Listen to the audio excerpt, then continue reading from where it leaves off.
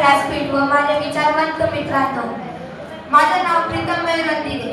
नवी सूर्य तळपला, भीमराव तो एकला, कोटी कोटी काळजात समतेचा पेरला.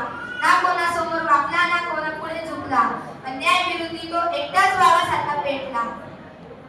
आज मी एक अशा विषयावर बोलण्यासाठी उभा आहे ज्याच्याशिवाय भारताचा इतिहास व भारताचं भविष्य दोन्हीही अपूर्ण आहे. या विषयाचं नाव म्हणजे आधुनिक भारत व डॉक्टर बाबासाहेब आंबेडकर. आधुनिक भारत म्हणजे मॉडर्न इंडिया. ज्यास आपण आधुनिक भारत उच्चारतो त्यास आपल्या डोळ्यांसमोर काय येतं? बुलेट ट्रेन, गगनचुंबी मार्गे, IT कंपन्या का चंद्रयान? ते पण आधुनिकचेच भाग आहे. पण खरी आधुनिकता फक्त सिमेंट आणि काँक्रीटची जंगलात नसते, तर ती माणसाच्या विचारात असते. आणि जेव्हा देशातील शेवटच्या घटकाला जगण्यासारखा हक्क मिळतो तेव्हा तो देश खऱ्यामध्ये आधुनिक होतो. आणि हेच काम विश्वरत्न डॉक्टर बाबासाहेब आंबेडकर यांनी आपल्याकडे दाखवले. पहिलं, लोकशाही व संविधान पाया. 1947च्या भारतमध्ये 550हून जास्त भागामध्ये भारत वाटला होता.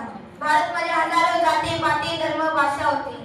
त्या सगळ्यांना एका सूत्रात बांधणं हे काही सोपे काम नव्हते. तर बाबासाहेबांनी आपल्या जगातील सर्वोत्तम आणि सर्वसमावेश संविधान दिलं. त्यांनी एक अधिकार ठेवला, एक व्यक्ती, एक मत, एक मूल्य. आजच्या काळात भारताचा प्रधानमंत्री आणि रस्त्यावरचा एक कामगार त्यांचं मत समान आहे. दुसरं, आर्थिक प्रगतीचे दृष्टिकोन. बाबासाहेब भारतातील असे पहिले व्यक्ती होते ज्यांनी बाहेरच्या देशामध्ये दुहेरी PhD केली. आज भारत ज्या बँकेवर चालते RBI, त्याची स्थापना बाबासाहेबांनी द प्रॉब्लेम ऑफ रुपी या ग्रंथावरून केली. तिसरं, इन्फ्रास्ट्रक्चर अँड वॉटर मॅनेजमेंट. आज आपण मोठ्या अभिमानाने मोठे धरण आणि विलांचे नाव घेतो, पण तुम्हाला माहिती आहे का, जेव्हा बाबासाहेब व्हाईसरॉय मंत्रिमंडळाचे कामगार मंत्री होते त्यावेळेस त्यांनी दामोदर खरे प्रकल्प आणि हिराकोड सारखे महाकाय धरणे बांधले.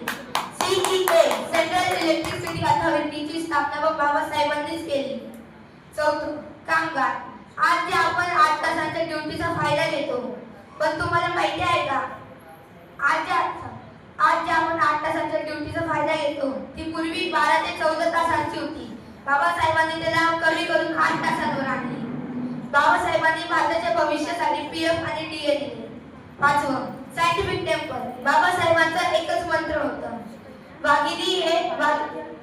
विज्ञान हे वाघिणीचं दूध आहे, ती जोपर्यंत घेईल तो गुरगुरल्याशिवाय राहणार नाही. हे मंत्र अजूनही लोकांच्या डोक्यात मनात असतं.